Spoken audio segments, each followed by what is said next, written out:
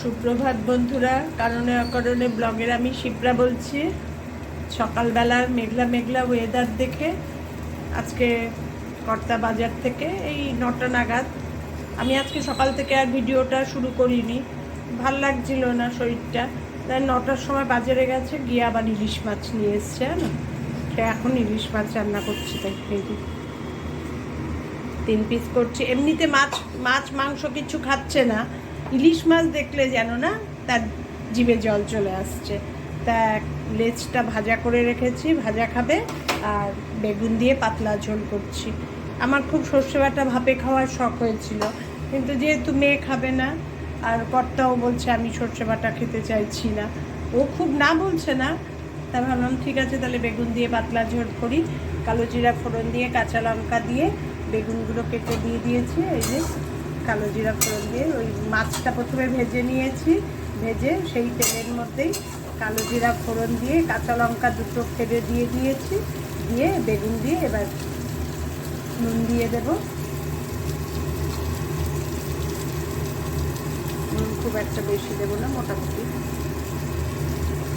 কারণ বেগুন মাছগুলো ভালো করে নুন দিয়ে মাখিয়ে রেখেছিলাম, কারণ ঝোল বেশি দেবো না তো, পরে নুন বেশি হয়ে যায়।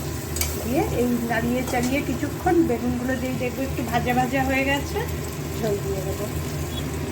তোমরা সবাই কেমন আছো গো? আমি আছি মোটামুটি, এই চলছে দিন, চালাতে হচ্ছে, দিন চলছে।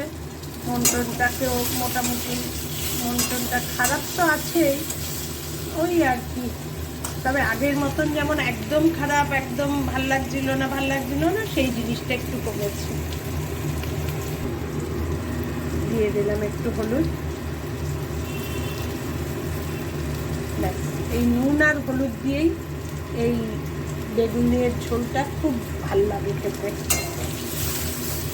বেগুনগুলো দেখো ভালো ভাজা হয়ে গেছে। অনেকে জানো তো কাঁচা বেগুন দিয়েও করে। কাঁচা বেগুন মানে কি, এই কাঁচা লঙ্কা কালো জিরা ফেলে ঝোল দিয়ে দেয়, দিয়ে মাছগুলো ছেড়ে বেগুন কেটে কেটে কাঁচা বেগুনগুলোই দিয়ে দেয় ঝোলের মধ্যে, তাও নাকি ভালো লাগে। ওটা আমি কোনোদিন খাইনি, জানি না। এবার জল দিয়ে দেবো, খুব বেশি জল দেবো না, কারণ ঝোল খাওয়ার কেউ নেই, সবাই অল্প ঝোল খাবে। এই বেগুনগুলো জাস্ট থাকবে, ফুটে উঠবে,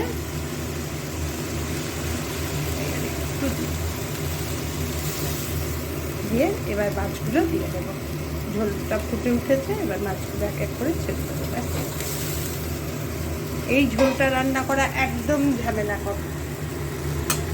কাঁচা মাছ দিয়েও করা যায়, কিন্তু যেহেতু এখন আর কেউ কাঁচা মাছ খেতে চায় না আমাদের বাড়ির, মানে মানে না, কাঁচা মাছ দেবে না, একটু নেড়ে চেড়ে দাও, তাও ভালো।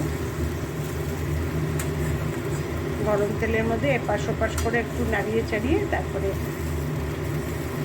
এবার ঢেকে দেবো। হোক, হয়ে গেল বেগুন দিয়ে আমার ইলিশ মাছের ঝোল। তার মধ্যে 3 দিন ঝুম্পা আসবে না, আর বলো কি, মাসের ছুটি, ও শরীরটাও খুব একটা ভালো না, কোমর ব্যথা কদিন ধরেই চলছে। ইলিশ মাছের ঝোল আর ইলিশ মাছের লেজ ভাজা আজকের লাঞ্চে।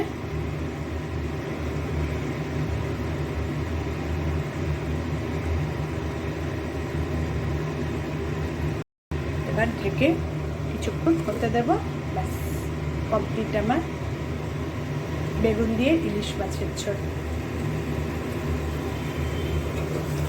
ফুটে উঠেছে, সিম করে দেবো, সিম করে কিছুক্ষণ হতে দেবো, তারপরে অফ করে দেবো। এর মধ্যেই থাকবে মাছ ভাজাটাও, এর ওপরেই রেখে দিই, তাহলে কি গরম থাকবে।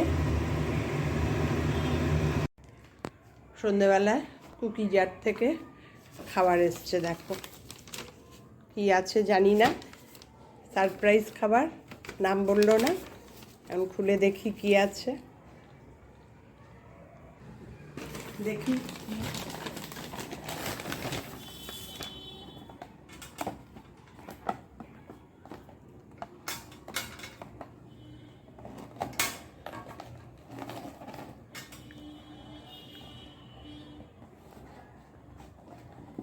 কুকিজারের টার্টটা আমার খুব ভাল লাগে, ভীষণ ভাল লাগে। বাবা কি দারুণ রে! কুকিজারের প্রত্যেকটা আইটেম ভালো, কিন্তু সুগারের জন্য যেহেতু আমি খেতে পারি না, মাঝে মাঝে এর জন্য মেয়েরা এসব অর্ডার করে।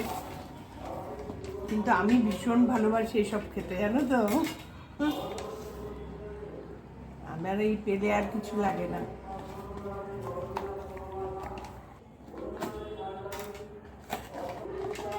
টার্ট